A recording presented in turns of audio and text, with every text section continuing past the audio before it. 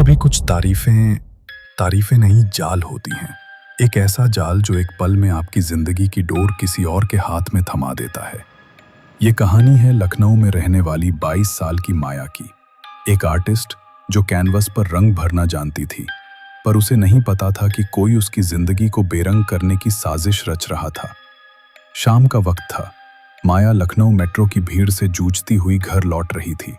तभी प्लेटफॉर्म पर खड़ी एक बुढ़िया की नजर उस पर पड़ी। उसकी आंखें अजीब तरह से चमक रही थीं और वो माया के लंबे घने बालों को घूर रही थी। माया को असहज महसूस हुआ, लेकिन उसने ध्यान नहीं दिया। जैसे ही मेट्रो आई और धक्का मुक्की शुरू हुई, वो बुढ़िया माया के ठीक पीछे आ गई और उसके बालों को छूते हुए फुसफुसाई, कितने खूबसूरत बाल हैं, बिल्कुल रेशम जैसे।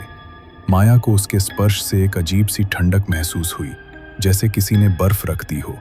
उसने पलटकर कुछ कहना चाहा, पर वो बुढ़िया भीड़ में गायब हो चुकी थी।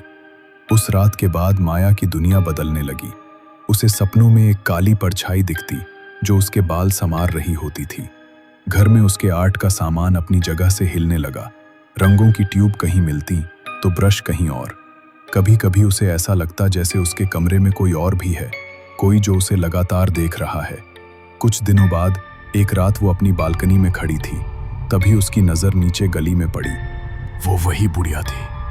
वो ऊपर माया की तरफ ही देख रही थी और मुस्कुरा रही थी। एक ऐसी माया को लगा कि उसका शरीर सुन्न पड़ गया है। कोई अनदेखी शक्ति उसे खींच रही थी। उसका दिमाग चीख रहा था, पर उसका शरीर उसके काबू में नहीं था। वो एक कठपुतली की तरह सीढ़ियों से उतरकर उस बुढ़िया के सामने जा खड़ी हुई। बुढ़िया ने अपनी मुट्ठी खोली। उसकी हथेली पर कपड़े से बनी एक छोटी सी अजीब सी गुड़िया थी, और उस गुड़िया की गर्दन पर माया के ही कुछ बाल कसकर लिपटे हुए थे। तुम्हारी रूह पर अब मेरा पहरा है।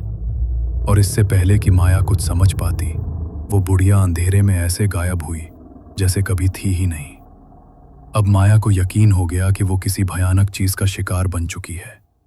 उसकी एक दोस्त ने उसे शहर के पुराने हिस्से में रहने वाली एक अम्मा जी के बारे में बताया, जिन्हें इन चीजों की समझ थी। माया कांपते हुए उनके पास पहुंची और उन्हें वो गुड़िया दिखाई।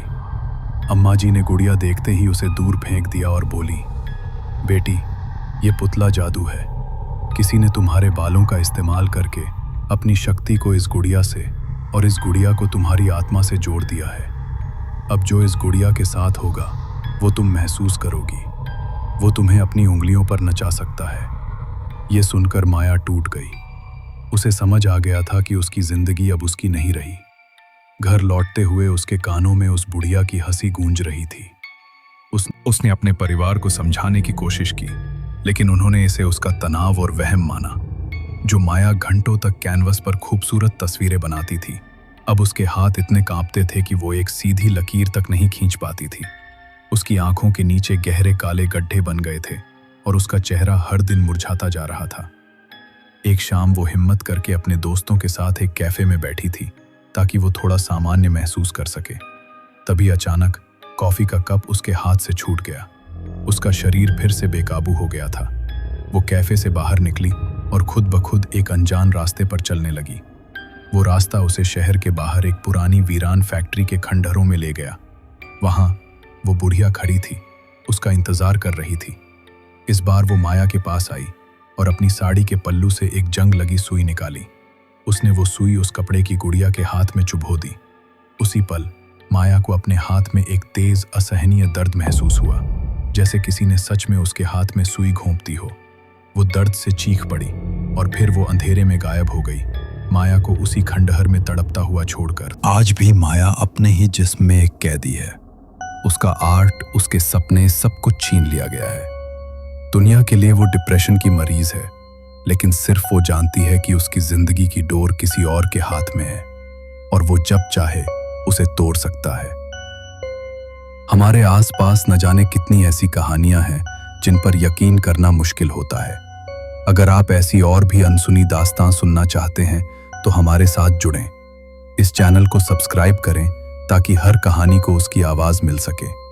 अपना ख्याल रखें, क्योंकि हर अनजान तारीफ के पीछे नेक इरादा हो ये जरूरी नहीं।